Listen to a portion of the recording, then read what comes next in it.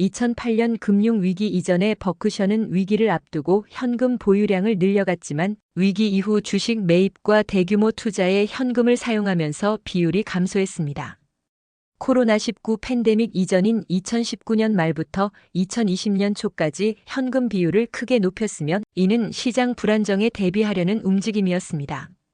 2025년에는 현금 보유액 자체가 역대 최고치를 기록하면서 총 자산 대비 현금 비율도 거의 30%에 육박하고 있습니다. 이는 버핏이 최근 시장을 고평가된 상태로 보고 투자 기회를 기다리고 있음을 가장 명확하게 보여주는 지표입니다. 이처럼 워렌 버핏이 이끄는 버크셔 해서웨이는 막대한 양의 현금을 쌓아두는 것으로 유명합니다. 이는 시장에 좋은 투자 기회가 나타났을 때 즉시 인수할 수 있는 실탄을 확보해두는 버핏의 투자 철학에 따른 것입니다. 버크셔 해서웨이의 현금 보유량은 공식적인 분기별 보고서와 연간 보고서를 통해 정확하게 확인할 수 있습니다. 개인에게도 버크셔 해서웨이처럼 충분한 현금을 마련하고 유지하는 것은 매우 중요합니다.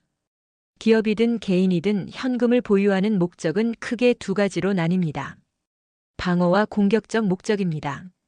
현금은 예상치 못한 상황에 대비하기 위한 안전장치 역할을 합니다.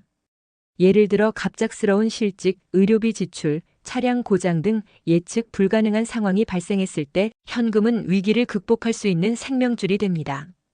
만약 저축한 현금이 없다면 위기 상황에서 고금리 대출을 받아야 합니다. 매도를 원치 않는 자산을 손해보면서 팔아야 할 수도 있습니다. 충분한 현금은 이러한 위험을 막아줍니다. 언제든 꺼내 쓸 수 있는 현금이 있다는 사실만으로도 심리적 스트레스를 줄여줍니다. 심리적으로 안정되면 더 이성적인 판단을 내립니다. 실탄은 공격적인 투자에서도 확정적으로 도움이 됩니다. 주식 시장이 급락하거나 부동산 가격이 폭락하는 등 위기는 기회와 동의어입니다.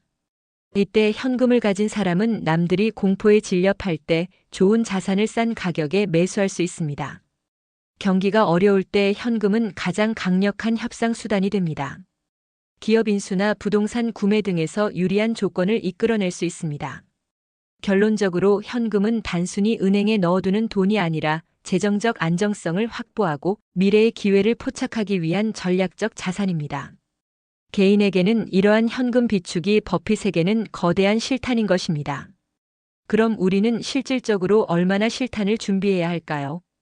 일반적으로 두 가지 종류의 현금을 따로 관리하는 것이 좋습니다.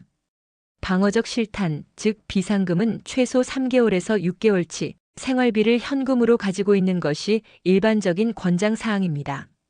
직업의 안정성이 낮거나 부양 가족이 있다면 1년치 생활비까지 늘리는 것이 좋겠네요. 공격적 실탄은 비상금을 제외하고 시장의 기회를 노리기 위해 보유하는 현금입니다. 젊고 공격적인 투자자라도 현금 비율을 최소한 10% 이상 가지고 있어야 합니다. 그래야 좋은 공이 왔을 때 스윙을 할 수 있습니다. 보수적인 투자자 또는 은퇴 예정자는 시장의 변동성에 크게 영향을 받지 않기 위해 현금 비중을 25% 이상으로 높게 가져가는 것이 안정적입니다. 버핏도 항상 10% 이상 현금을 들고 있음을 기억하세요. 그가 바보라서 인플레이션 해지를 안 하고 현금을 들고 있는 것이 아닙니다. 현재 시장이 너무 고평가되었다고 판단하면 버핏처럼 현금 비중을 20% 이상으로 늘려 다음 하락장을 기다리는 전략을 취합니다.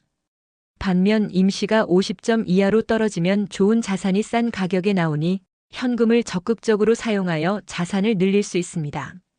결론적으로 먼저 3에서 6개월치 비상금을 따로 마련한 후 남은 투자 자금에서 본인의 상황과 시장 판단에 따라 5%에서 20% 사이의 현금 비중을 조절하는 것이 합리적인 전략입니다. 현금은 당신이 수비할 때도 공격할 때도 늘 힘이 되어줄 겁니다. 성공적인 투자법은 리스크 관리가 전부입니다. 당신의 성공적인 투자를 기원하겠습니다.